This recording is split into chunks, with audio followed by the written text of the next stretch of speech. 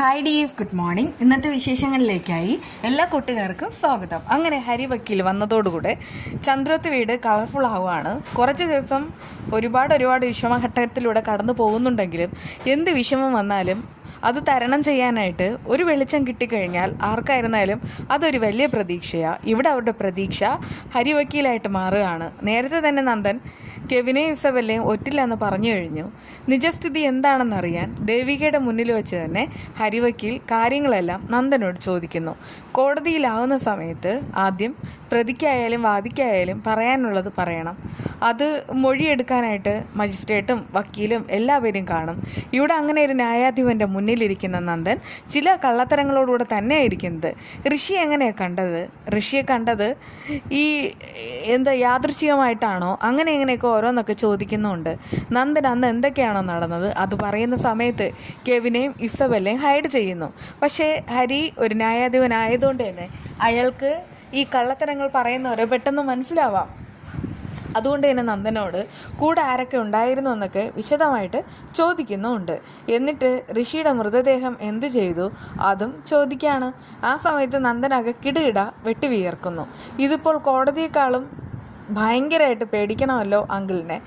എന്തായാലും നേരത്തെ തന്നെ ഹരി പറഞ്ഞു കഴിഞ്ഞു, കുറ്റവാളികളെ രക്ഷപ്പെടുത്തുകയല്ല, പ്രത്യുത കുറ്റവാളികൾക്ക് യഥാർത്ഥ ശിക്ഷ മേടിച്ചു കൊടുക്കുന്നതാണ് എൻ്റെ തിയറിയെന്ന്. അതിൽ തന്നെ പ്രഭാവതിയടക്കം എല്ലാവരും പേടിച്ചരണ്ട് നിൽക്കുന്നു. ദേവിയയ്ക്ക് പോലും നന്ദനെ രക്ഷപ്പെടുത്തുക എന്നല്ലാതെ മനസ്സിൽ മറ്റൊന്നുമില്ല. അങ്ങനെ ഹരിയുടെ ചന്ദ്രോത്ത് വീട്ടിൽ എത്തിക്കഴിഞ്ഞുവെന്ന് ആ ഇസബെല്ലയ്ക്ക് മനസ്സിലാവാണ്. അതിനിടയ്ക്ക് അരുന്ധതിയുടെ വീട്ടിൽ പോയ സമയത്ത് അരുന്ധതി എന്നെ മകനോട് പല സമയത്തായിട്ട് പറയുന്നൊരു കാര്യമുണ്ട്, ഇനിയെങ്കിലും ഈ ഗെയിം ഇവിടെ അവസാനിപ്പിക്കണമെന്ന്. അങ്ങനെ അരുന്ധതി ഇനി കൂടെ നിൽക്കില്ല എന്ന് കെവിൻ ഈ ഇസബെല്ലയോട് പറയാണ്. ഇസബെല്ല പറയുന്നുണ്ട്, ഇത് പറ്റത്തില്ല, ഇവിടെ എല്ലാവരും കൂടെ ചേർന്നിട്ട് നന്ദനെ രക്ഷപ്പെടുത്തുമ്പോൾ നന്ദനും ദേവികയും ഒന്നിക്കും.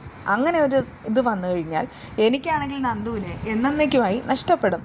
അങ്ങനെ നഷ്ടപ്പെടുത്താനല്ല ഞാൻ ഇതുവരെ ഈ കളി ഇവിടം വരെ കൊണ്ടെത്തിച്ചത്. അതുകൊണ്ട് തന്നെ എനിക്ക് ചെയ്യാനുള്ളത് ഞാൻ പലതും ചെയ്യും, ഇനിയും ചെയ്യാനിരിക്കുന്നതേ ഉള്ളൂ. എനിക്ക് ജയിക്കണമെന്നുണ്ടെങ്കിൽ ആ മരണം സംഭവിക്കണം. നന്ദുവിനെ എനിക്ക് നഷ്ടപ്പെടും എന്നുള്ളൊരവസ്ഥ വന്നു കഴിഞ്ഞാൽ ഞാൻ ഉറപ്പായിട്ടും ആ ഋഷി അങ്ങ് തീർക്കും. ഋഷി ജീവനോടെ ഇരുന്നാലല്ലേ പ്രശ്നം. ഋഷി മരിച്ചു കഴിഞ്ഞാൽ നന്ദൻ ഒരു കൊലപാതകി തന്നെയാണ്. അത് കേട്ടിട്ട് കെവിനാകെ രോഷം കൊണ്ട് നിൽക്കുന്നുണ്ട്. ഇതുവരെ എല്ലാറ്റിനും സഹായത്തിനായിട്ട് കൂടെ ഋഷി ഉണ്ടായിരുന്നു. എന്നാൽ ഋഷിയെ കൊന്നുകഴിഞ്ഞാൽ ആ ഒരു കൊലപാതക കേസ് എന്തെങ്കിലും ഒരിക്കൽ തെളിയും. പ്രത്യേകിച്ച് ദേവികയാണ് അവിടെ നിൽക്കുന്നത്. അതുകൊണ്ട് തന്നെ ദേവിക തന്നെ എല്ലാ സത്യങ്ങളും പുറത്തു കൊണ്ടുവരും. ആ സമയത്ത് തനിക്കും കിട്ടാൻ പോകുന്നത് കൊലക്കയർ തന്നെയായിരിക്കും. പ്രത്യേകിച്ച് ഇസബെല്ലെ ഇതുവരെ ഹെൽപ്പ് ചെയ്തത് താനാണ്.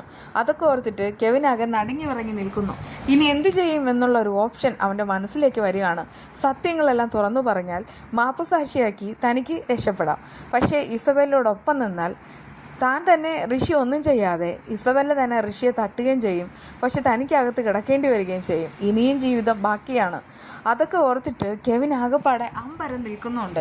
അപ്പോഴേക്കും ഇസബെല്ല പറയുന്നുണ്ട്, നിങ്ങളാരും അങ്ങനെ രക്ഷപ്പെടണ്ട, എനിക്കൊരൊറ്റ ലക്ഷ്യം മാത്രമേ ഉള്ളൂ, അത് പണമല്ല, പിന്നെയോ നന്ദൻ തന്നെയാണ്. ഇനിയും ദേവിക ജയിച്ചാൽ പിന്നെ എനിക്ക് മരണമല്ലാതെ വേറെ വഴിയില്ല. അങ്ങനെ ഇപ്പോൾ ഞാൻ മരിച്ച് അവൾ ജീവിച്ച് ജയിക്കേണ്ട എങ്കിൽ പിന്നെ അവൾക്ക് നന്ദുവിനെ കിട്ടും. അതിനേക്കാളൊക്കെ നല്ലത് ആരെങ്കിലും ഒരാൾ മരിക്കുന്നതാ. അതിപ്പോൾ നന്ദുവിനെ കൊല്ലാനെന്ന് എനിക്ക് വയ്യ. അപ്പോൾ പിന്നെ ആര് മരിക്കണം? അവൻ മരിക്കണം, ആ ഋഷി. അത് കേട്ടിട്ട് കെവിൻ പറയുന്നുണ്ട്, ഇസബെല്ല ഇതുവരെ കളിച്ച കളിയല്ല. ഈ ഒരു കളിയിൽ നിനക്ക് സഹായിക്കാനായിട്ട് പാപ്പനുണ്ടാവും, പക്ഷെ എനിക്കാരുമില്ല. എൻ്റെ ജീവിതമാണ് പോകാൻ പോകുന്നത്, ഇതിന് ഞാനില്ല. അത് കേട്ട് ഇസബെല്ല പറയുന്നുണ്ട്, അങ്ങനെയൊന്നും ഒരുത്തനും രക്ഷപ്പെടേണ്ട. ഇതുവരെ എനിക്ക് സകല മോഹങ്ങളും നൽകിയത് നീയും കൂടെ ചേർന്നിട്ട് തന്നെയാണ്. ആദ്യം മുതലേ നീ ഇത് പറഞ്ഞിരുന്നെങ്കിൽ നിന്നെ ഞാൻ ഒഴിവാക്കിയേനെ. പക്ഷെ ഞാൻ എൻ്റെ ലക്ഷ്യം പൂർത്തീകരിക്കുമായിരുന്നു. ഞാൻ മറ്റാരെങ്കിലും കൂടെ കൂട്ടിയേനെ. ഇതിപ്പോൾ ഗെയിം പൂർത്തീകരിക്കുന്നതിന് മുൻപ് തന്നെ നീ ഇങ്ങനെ പകുതിക്ക് വെച്ച് നിർത്തുന്നത് ആണുങ്ങൾക്ക് നല്ലതല്ലടാ. അതുകൊണ്ട് തന്നെ നീ എന്നോടൊപ്പം നിന്നേ മതിയാവും. അത് കേട്ടിട്ട് കെവിനാകെ അമ്പരം നിൽക്കുന്നുണ്ട്. ഇനി മറ്റൊരു ഓപ്ഷൻ ഇല്ല. ഇനി ഒരു ഒറ്റ ഓപ്ഷൻ മാത്രമേ കെവിൻ്റെ മുന്നിൽ ബാക്കിയുള്ളൂ. ഒരു പത്രസമ്മേളനം വിളിച്ചു കൂട്ടുക. ദേവികയോട് ആദ്യം സത്യം പറഞ്ഞിട്ട് ഒരു പത്രസമ്മേളനം വിളിച്ചു കൂട്ടുമ്പോൾ കെവിനാണെങ്കിൽ ഇതുവരെ നടന്ന കാര്യങ്ങൾ തുറന്നു പറയാനാവും.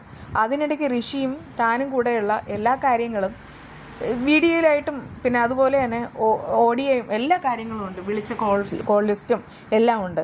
അതൊക്കെ തെളിവ് സഹിതം കൊടുക്കുന്ന സമയത്ത് കെവിന് രക്ഷപ്പെടാൻ കഴിയും. അതിന് വേണ്ടിയിട്ട് കെവിൻ ശ്രമിക്കുമ്പോൾ ഇസബെല്ലയ്ക്ക് കിട്ടാൻ പോകുന്നത് ഇതുവരെ കിട്ടാത്ത ഗംഭീര തിരിച്ചടി തന്നെയായിരിക്കും.